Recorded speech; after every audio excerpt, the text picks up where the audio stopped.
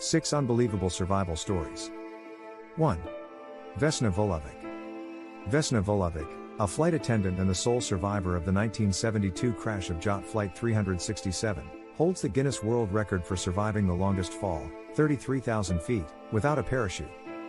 The aircraft crashed over Czechoslovakia after luggage in the cargo compartment exploded.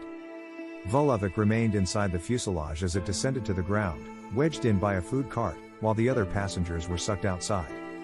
The fact that Vulovic was the only survivor out of the 28 passengers and crew suggests that the trees and snow likely helped soften the impact of the fall.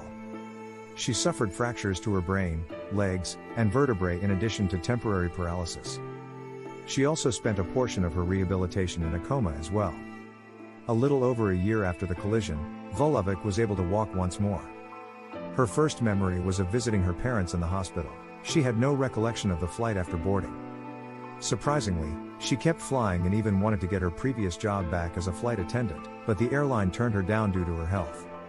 She disputed when others called her lucky, saying that if that were the case, she never would have had this accident. Vulovic died in 2016 at the age of 66. 2. Anatoly Bugorsky.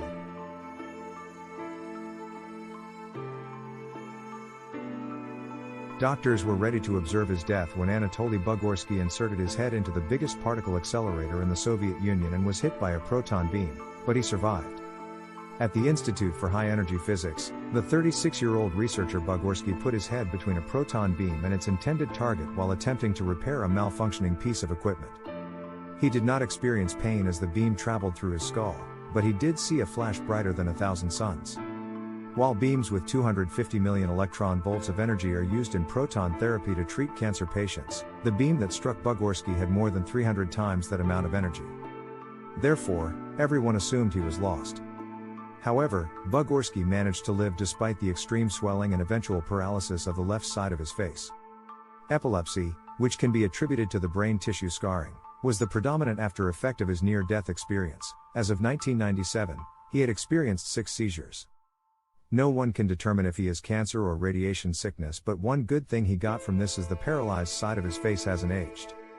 Bugorsky resumed his scientific career after his accident, and he is still living today. As usual, Bugorsky saw his mishap as a chance to advance science, saying this is, in effect, an unintended test of proton warfare. I am being tested. The human capacity for survival is being tested. 3. 1972 plane crash. After a plane carrying a Uruguayan rugby team crashed in the frigid and remote Andes Mountains, the survivors were forced to make terrible decisions in order to return home. The Old Christians amateur rugby team was traveling to Chile for a game in October 1972 when the pilot made a fatal mistake and began to descend while still in the Andes. The team members, along with their friends and family, were on board. Before crashing in a secluded area ominously known as the Valley of Tears, the plane collided with a mountain, severing both of its wings. 33 survivors were left after the original collision, which claimed the lives of 12 people. After 8 days, the official search was called off due to the mountainous terrain's near unsurvivability and the plane's white fuselage's near invisibility in the snow. The group ultimately decided to eat the dead people's bodies because there was so little food available. Survivor Roberto Canessa clarified that while cannibalism is when you kill someone for the express purpose of consuming them, what he and the others did is known as anthropophagy. 6 more people passed away in the following weeks, and 8 more killed in an avalanche on October 29. Canessa and Nando Parado headed out to find help in December, and miraculously, 4 days later, they came upon 3 Chileans. After being stuck for more than 2 months, all 16 survivors were found on December 23. The anthropophagy outraged the people, but the survivors were able to explain themselves by citing both their extreme need and their steadfast Christian faith, in which Jesus offered his followers food and wine that he declared were his flesh and his blood. Several of them, including Canessa, a 19-year-old medical student at the time, went on to write memoirs of their experiences.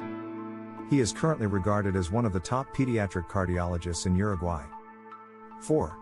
Stephen Callahan. After successfully sailing across the Atlantic solo in his 6.5-meter sloop, Stephen Callahan started the trip home in January of 1981.